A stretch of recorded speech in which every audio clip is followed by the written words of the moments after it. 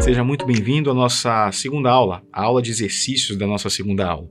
Bom, nesse exercício aqui, nesse primeiro exercício A, eu trago um exercício um pouco complexo quando você olha à primeira vista, tá? O que a gente vai fazer aqui é o seguinte: utilizando a técnica de contagem de instruções, encontre as fórmulas de complexidade de tempo TDN do melhor e pior caso para o algoritmo de ordenação genérica. O que faz um algoritmo de ordenação? Ele percorre um array, um arranjo de dados, e ordena esses dados em ordem numérica ou em ordem lexicográfica, ou qualquer outro critério de ordem que você possa estipular para os seus dados. Mas basicamente o que ele vai fazer é percorrer o seu arranjo de dados e reposicionar os elementos para que eles sigam uma ordem crescente ou decrescente. Nesse caso aqui, é uma ordem crescente. É importante salientar que quando você olha para esse algoritmo, você percebe que ele possui duas estruturas de repetição aninhadas, ou seja, uma dentro da outra, um for dentro de um for.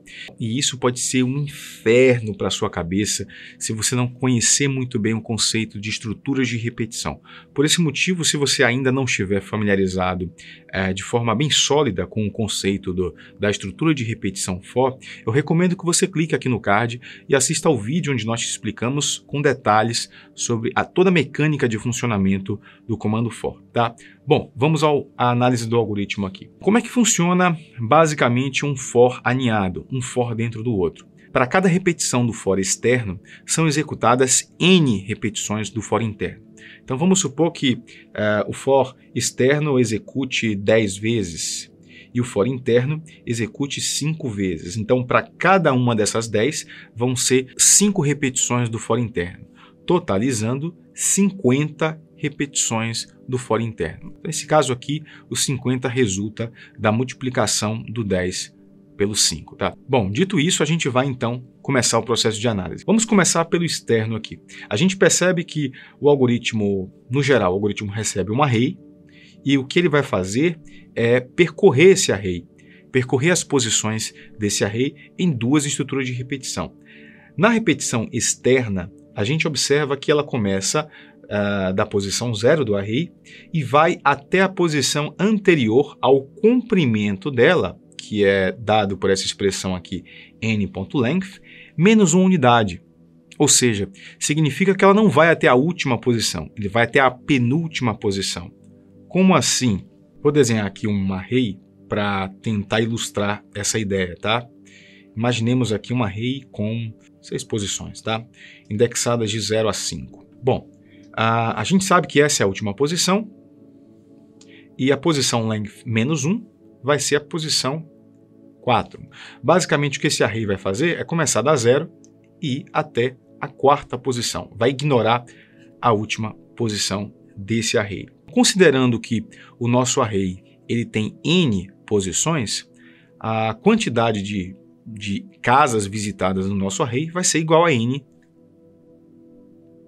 menos 1 posições. E isso é tudo que a gente precisa saber, porque isso já vai permitir que a gente saiba a quantidade de incrementos. A quantidade de incrementos desse array é igual à quantidade de repetições, que é n menos 1.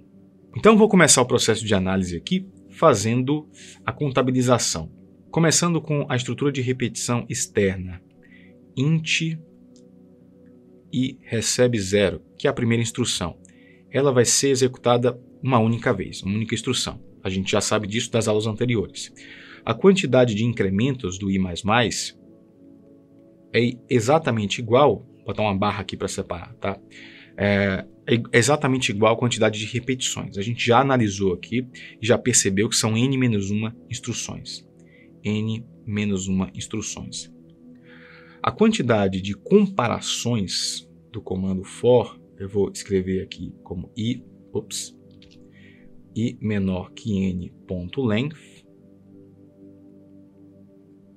menos 1 é igual à quantidade de incrementos mais uma instrução, que é aquela instrução que abandona o laço, como a gente já viu também nas aulas anteriores.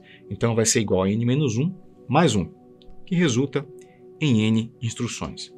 Bom, feito a análise da repetição externa, a gente pode passar agora para a próxima linha do algoritmo, que é a análise das repetições internas, que é representada aqui pela variável j. Agora, observe o seguinte, observe que, independente de utilizar uma nova variável, a condição imposta para as repetições é a mesma. O trabalho da variável j vai ser idêntico ao trabalho da variável i. Ela vai percorrer da posição 0 até a penúltima posição. Observe que tem um -1 aqui. Começo aqui com o int j recebe 0, que vai ser uma única instrução. Vou colocar o incremento agora, j++. Aqui o j++ é quantidade de instruções, vai ser n-1 também. Quanto j for menor que n.length menos 1, vai ser n-1 mais uma instrução, n instruções. Okay? E dessa forma a gente concluiu a análise dos dois comandos for, tá? Um dentro do outro.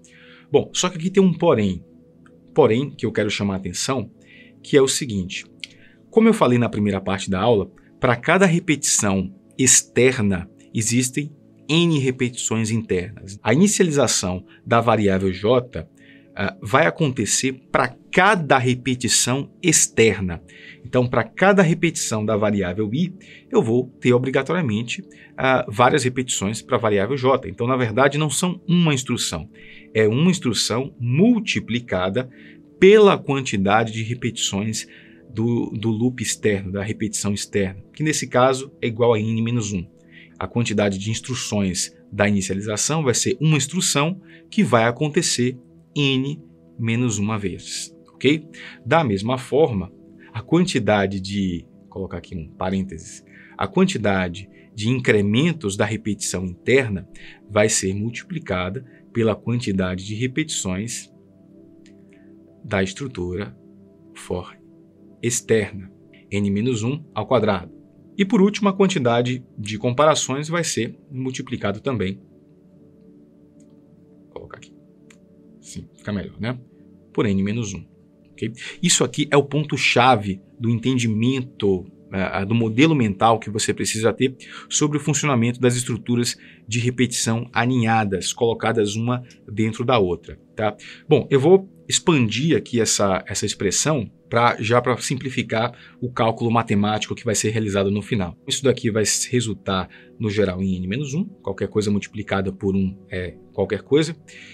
Essa expressão aqui, n-1 ao quadrado, eu vou utilizar a propriedade distributiva, né, dos produtos notáveis, vai ser n multiplicado por n ao quadrado, n multiplicado por -1, menos n. Eu tenho -1 multiplicado por n, vai dar -n. E por último, -1 multiplicado por -1, que vai ser igual a mais 1. Bom, aqui vai resultar em n ao quadrado, menos 2n, mais 1. Okay? E esse é o custo, a quantidade de vezes, em função de n, da entrada, que o incremento do j, do loop interno, é executado. A mesma coisa eu vou fazer aqui para a quantidade de comparações. N multiplicado por n, n ao quadrado, n multiplicado por -1, menos n, tá? E aqui está o resultado. Bom, só que o algoritmo não termina por aqui. A gente precisa também agora fazer as avaliações do condicional, do que está dentro do loop interno. E aqui, para fazer isso, a gente tem que ter consciência de quantas vezes esse if vai ser executado. E aqui é fácil de entender. Eu acho que nesse ponto aqui, você já consegue perceber que a quantidade de vezes que esse comando if vai ser executada é igual à quantidade de vezes total que o for interno vai ser executado. A quantidade de vezes que o for interno vai ser executado é exatamente a quantidade de vezes que o incremento j acontece. Observe que o incremento do j acontece essa quantidade de vezes aqui que eu vou circundar agora, tá na tela. Então, a gente consegue com isso concluir que o if, essa comparação aqui, vai ser executada essa quantidade de vezes. Eu vou tentar colocar essa expressão aqui do lado, tá?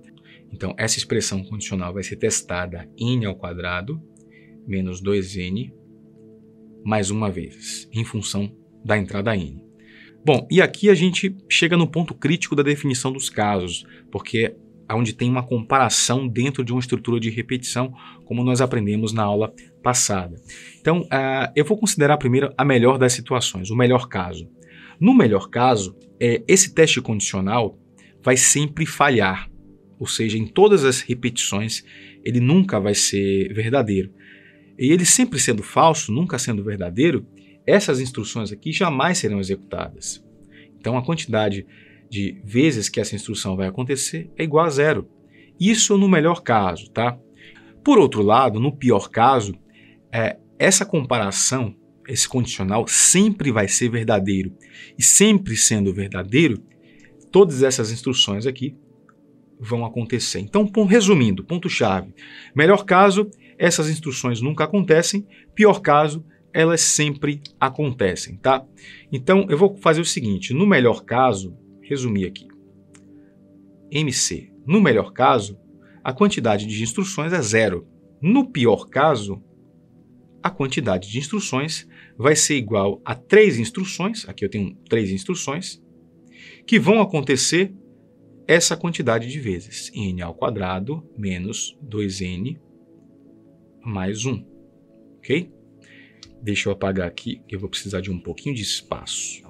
Então, isso daqui vai ser igual a 3n ao quadrado menos 6n mais 3, tá?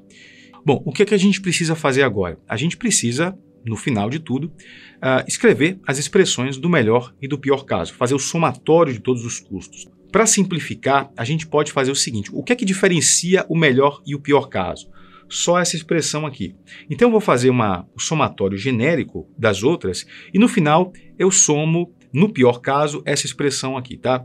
Então o melhor caso, MC, o T de N vai ser igual a 1, uma instrução, mais N menos 1, N menos 1, mais N, mais N menos 1, mais N ao quadrado, menos 2N mais 1, mais N ao quadrado, menos N. E por último, aqui, não posso esquecer das comparações do condicional aqui, que vai ser igual a N ao quadrado, menos 2n mais 1. Agora a gente precisa reduzir essa expressão, esse polinômio do segundo grau, né? É um polinômio com termos de graus distintos. Para simplificar, para facilitar isso, a gente pode isolar os termos do mesmo grau. Vou utilizar uma cor diferente aqui e vou começar a isolar, a marcar aqui os termos do segundo grau, do grau 2. Vou colocar com verde os termos do grau 1. Vou fazer o somatório agora, eu tenho 1, n ao quadrado mais n ao quadrado mais n ao quadrado é igual a 3n ao quadrado. Os termos de grau 1, eu tenho n mais n, 2n, 3n, 3 menos 2, 1, menos n vai ficar 0, menos 2n, menos 2n. Por último, os termos constantes, tá? Eu tenho 1, menos 1 se isolam, eu tenho 1, menos 1 se isolam também, e sobra apenas 1 aqui. Então, mais 1.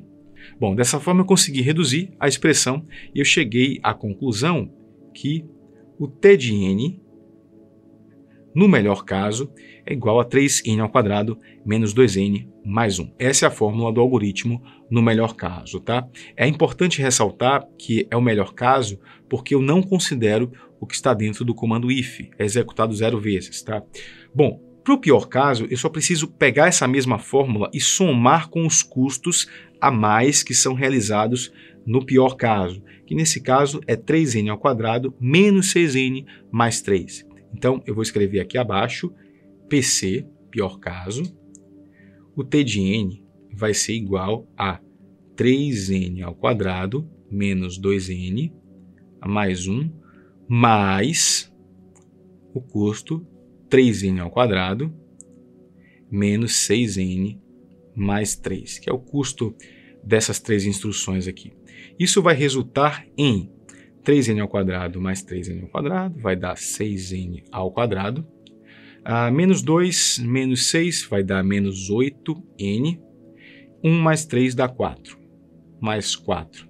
Eu chego à conclusão que t de n igual a 6n ao quadrado menos 8n mais 4 é a fórmula de complexidade do algoritmo de ordenação genérica no pior caso. Então, como resposta, vou formalizar aqui, eu tenho que a fórmula do melhor caso aqui é 3n ao quadrado menos 2n mais 1, e do pior caso é 6n ao quadrado menos 8n mais 4. Agora é interessante a gente fazer o seguinte, para finalizar essa aula de exercício, eu vou pegar essas fórmulas e vou plotar em um gráfico. A gente vai utilizar uma ferramenta aqui para visualizar essas fórmulas em um gráfico, e é lá que a gente vai perceber o comportamento assintótico desse algoritmo, como é que ele se comporta para grandes valores de dados. Bom, eu estou aqui na calculadora gráfica Udesmos, tá? É uma ferramenta online, você pode utilizar qualquer ferramenta de plotagem gráfica que você preferir. Vamos começar com a nossa fórmula do melhor caso, né? O 3n ao quadrado menos n mais 1. 3x ao quadrado menos 2x mais 1, correto? Menos 2x mais 1. Aqui é importante ressaltar que geralmente nas calculadoras gráficas você não pode utilizar n, tá? N é uma terminologia muito particular da computação para representar incógnita, mas na matemática a gente usa comumente x e y. Ok, mas é detalhe. Bom, vou colocar agora a fórmula do pior caso, que foi 6n ao quadrado menos 8n mais 4. 6n ao quadrado menos 8n mais 4, correto? Do pior caso. Deixa eu mudar as cores aqui e colocar em azul o melhor caso. Então a gente observa aqui com a análise gráfica, a gente percebe que a fórmula, são duas fórmulas quadráticas, obviamente, o comportamento assintótico é quadrático, mas que o pior caso ele sempre vai tender a executar uma quantidade de instruções maior para um mesmo tamanho de entrada. Observe aqui, por exemplo, que para uma entrada de tamanho 3, nós temos, no melhor caso, em torno de 22 instruções. E no pior caso, esse valor sobe para 34 instruções. Tá? E é importante a gente observar isso quando a gente faz o processo de análise de algoritmo. Bom, e nossa aula termina por aqui, espero que tenha sido bastante elucidativa para você entender com a resolução desse algoritmo, que não é um dos mais simples, tá? Mas para que você possa entender como fazer a distinção dos casos durante o processo de análise. E se você gostou desse vídeo, não se esqueça de curti-lo, de se inscrever no canal, compartilhar o vídeo com as pessoas que se interessam por computação. Um forte abraço para você e até mais!